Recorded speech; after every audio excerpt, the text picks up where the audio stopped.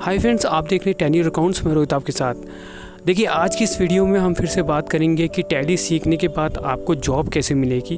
देखिए, बहुत से स्टूडेंट ऐसे हैं जिनने टैली सीख लिया, चाहे ऑनलाइन हो चाहे ऑफलाइन हो या इस चैनल के थ्रू हो, लेकिन उनको सीखने के बाद जो दिक्कत निकल के आ रही है कि उनको जॉब नहीं मिली एज अकाउंटेंट या टैली ऑपरेटर।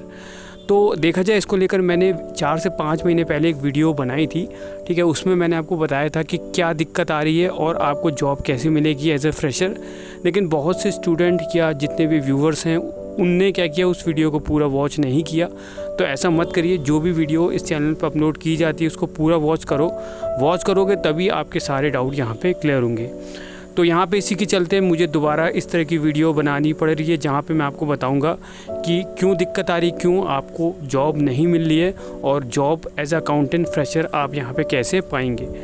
देखिए, सबसे पहले प्रॉब्लम आती क्या है कि जब आप टैली सीख जाते हो, ठीक है, टैली ERP9 अगर आप सीख लोगे, ठीक है, और प्राइम में आप सीख लोगे, तो उसके बाद जब जॉब जब लेने जाओगे तो कंपनी वाले फ्रेशर को नहीं रखते। इसके पीछे का रीज़न क्या है?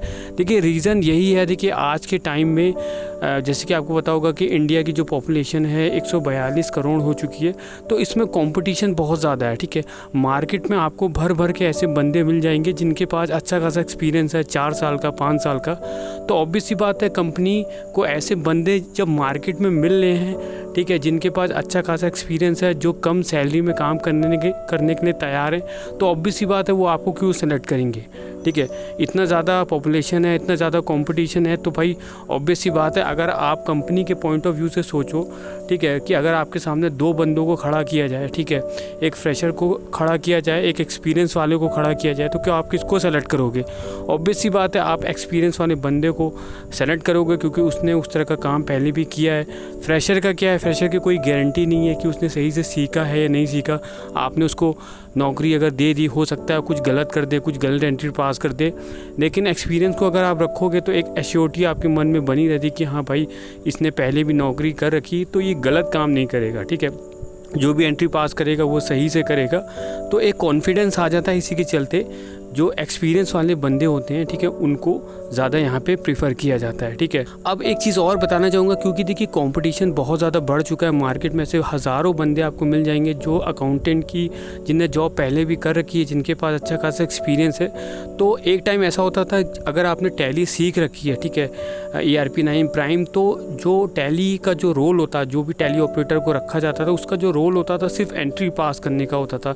जैसे कि परचेज़ की होगी, सेल की होगी, कोई स्टॉक को अपडेट कर लो, ठीक है, या इनवॉइस जनरेट कर दो, बस इतना ही काम होता था, ठीक है। लेकिन आज के टाइम में जो कंपनीज़ हो गई, क्योंकि कंपटीशन बढ़ गया, तो बहुत ज़्यादा डिमांड कर रही है।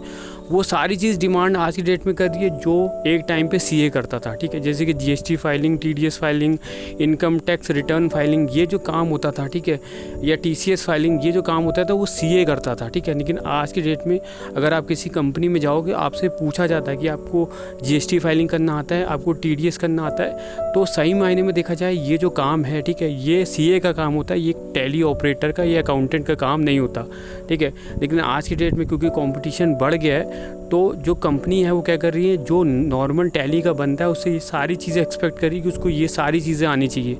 सैलरी भी आपको कम मिलेगी और आपके पास बहुत ज़्यादा टैलेंट होना चाहिए, वो सारी चीज़ आपको आनी चाहिए जो आपने सीखी नहीं है, ठीक है। टैली में ये सब आपको नहीं सिखाया जाता है कि TCS क्या होता है, GST फाइलिंग कैसी की जाती है, इनकम टैक्स फाइलिंग कैसी की जाती है, GST, ये सारी जो चीज़ें होती हैं वो CA करता है, ठीक है।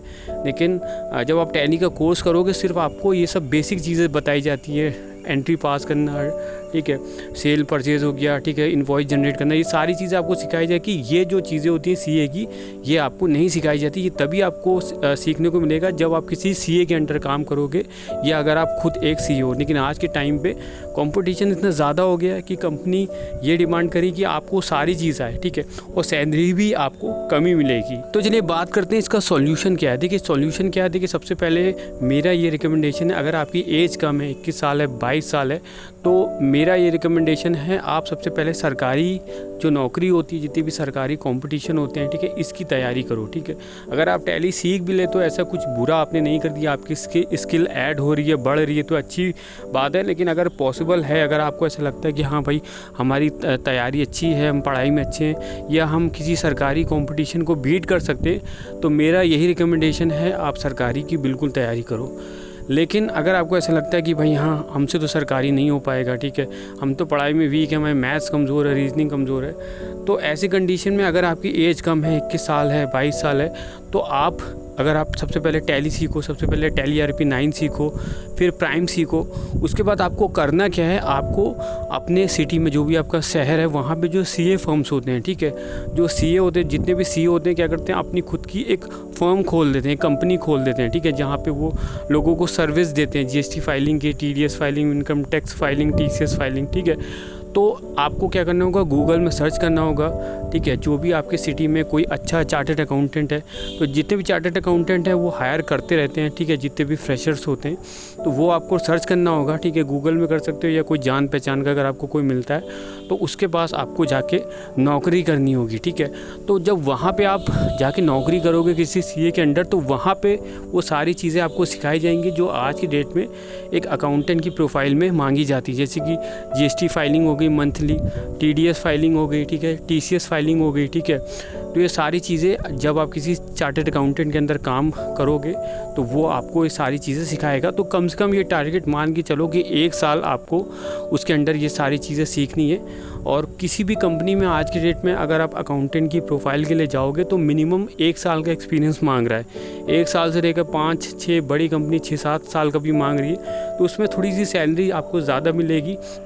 लेकिन अगर आपके पास ज़ीरो एक्सपीरियंस है तो ये मान के चलो कि चांसेस कम हैं आपको जॉब मिलेंगे। तो आपको यही करना है कि CA फर्म को ढूंढना है, ठीक है। वो लोग बेसिकली यही करते हैं, ठीक है, जो फ्रेशर होते हैं, ठीक है, जैसे कि फीमेल्स को तो ज़्यादा ही लोग प्रीफर करते हैं, तो उनको आपको ढूंढना है, उनके अंडर आपको यहाँ पे काम करना है, ठीक है। तो CA लोग आपको जॉब्स देते हैं, साथ ही साथ जो छोटी मोटी कंपनी होती वो भी आपको यहाँ पे देती हैं, या कुछ बड़ी कंपनियाँ भी होती जहाँ पे जो अकाउंट्स डिपार्टमेंट होता है, जैसे कुछ कंपनी में तो सिर्फ एक टैली का बंदा होता है, लेकिन कुछ कंपनियाँ ऐसी भी होती हैं जहाँ पे अकाउंट की टीम होती है जिसमें 3-4-5 लोग काम करते हैं। तो वहाँ पे भी जो फ्रेशर होते हैं उनको मौका दिया जाता है। तो इसके लिए आपको जो है कुछ ऐप को डालना होगा, जैसे कि आप इंडीड ऐप डाल सकते हो, हायरेक्ट ऐप आप डाल सकते हो। तो इन ऐप को आपको इंस्टॉल करना होगा। तो वहाँ पे मैंने ऐसे कई तरह की जॉब्स देखी थी, ठीक है, जहाँ पे फ्रेशर अकाउंटेंट को हायर किया जा रहा है। लेकिन इसमें जो प्रॉब्लम है वो ये है कि जो सैलरी आपको दी जाएगी वो बहुत ही कम दी जाएगी। सोच के रखो कि 10 से 12 हज़ार के ऑन एवरेज आपको यहाँ पे सैलरी दी जाएगी। लेकिन आप लोगों से यही कहूँगा कि स्टार्टिंग में अगर आपके पास एक्सपीरियंस नहीं है, अगर आप फ्रेशर हैं, तो आपको सैलरी यहाँ पे नहीं देखना, ठीक है। ये सोच के रखना है कि भाई एक तरह का आप इंटर्नशिप कर रहे हो या कुछ सीख रहे हो, ठीक है, और जो भी आपको सैलरी मिलेगी, ठीक है, वो चुपचाप आपको रख लेना है। क्योंकि आपका जो टारगेट होना चाहिए वो ये होना चाहिए कि आपको 1 साल तक जैसे तैसे ये सारी चीज़ें सीखनी है जो आज की डेट में कंपनियाँ डिमांड करती हैं, जैसे GST फाइलिंग, TDS फाइलिंग, ठीक है, TCS फाइलिंग। तो ये अगर आप 1 साल तक सीख जाओगे किसी CA फर्म के अंदर, तो उसके बाद आपके पास एक एक्सपीरियंस लेटर हो जाएगा, ठीक है। बहुत से जो कंपनियां ऐसी भी होती है जो ऐसे बंदे को ढूंढती है, ठीक है, जिसने किसी CA फर्म के अंडर काम कर रखा है, ठीक है। तो अगर आपने 1 साल भी किसी CA के अंडर काम कर लिया तो आपकी CV थोड़ी सी स्ट्रांग हो जाएगी और उसके बाद आपके पास एक पर्याप्त एक्सपीरियंस हो जाएगा, जिसके बाद बड़ी आसानी से आपको जॉब मिलना शुरू हो जाएगी। देखिए, अगर आपके पास एक्सपीरियंस होता है तो आपकी जो सैलरी होती है वो फ्रेशर के कंपेयर 5 से 10 हज़ार ज़्यादा होती है, ठीक है। तो फ़ायदे हैं, अगर आप एक्सपीरियंस है सबसे पहले आपको प्रेफर किया जाएगा और सैलरी भी ज़्यादा होती है, ठीक है। तो पहली चीज़ तो आप ये कर सकते हो, ठीक है। दूसरी चीज़ ये भी कर सकते हो, आपके जितने भी सिटी हैं उसमें जितने भी छोटी मोटी दुकानें होती हैं, मॉल होते हैं, ठीक है, वेयर हाउस होते हैं, वहाँ भी देखा जाता है कि टैली के जो बंदे होते हैं उनकी ज़रूरत होती है, लेकिन हाँ सैलरी कम आपको मिलेगी, ठीक है। तो अगर आप फ्रेशर हैं, मैं जैसे कि पहले ही कह चुका हूँ कि आपको सैलरी नहीं देखनी है, ठीक है। सैलरी ऐसा नहीं कि आप फ्रेशर भी हो और आप सोच रहे हो कि 25-30 हज़ार आपको स्टार्टिंग में कोई दे देगा, तो ऐसा नहीं है। अगर आप फ्रेशर हो तो ये सोच के रखो कि सैलरी कमी होगी, 10 हज़ार 12 हज़ार मैक्सिमम फ्रेशर को दी जाती है, ठीक है। अपने सिटी के अंदर, बाहर सिटी में जाओगे थोड़ा सा ज़्यादा मिल सकता है, लेकिन 1 साल तक आपको सैलरी नहीं देखनी। 1 साल तक आपको यही देखना है कि आप चीज़ों को सीखें, ठीक है, अपनी स्किल्स बढ़ाएं, ठीक है। 1 साल तक अगर आप इन सारी चीज़ों को सीख लोगे, उसके बाद ही आपकी जो वैल्यू है वो अपने आप बढ़ जाएगी, ठीक है। आपके पास एक्सपीरियंस आ जाएगा, उसके बाद आपको जॉब भी के जो ऑफ़र्स हैं वो भी आपको फटाफट मिलने शुरू हो जाएंगे और आपकी जो सैलरी है वो भी अच्छे से स्टार्ट होगी, मतलब अच्छा पैकेज आपको यहाँ पे मिलेगा। तो मुझे उम्मीद है आपको ये वीडियो बहुत ज़्यादा यूज़फुल लगा हो तो प्लीज़ वीडियो को लाइक और शेयर ज़रूर करिएगा।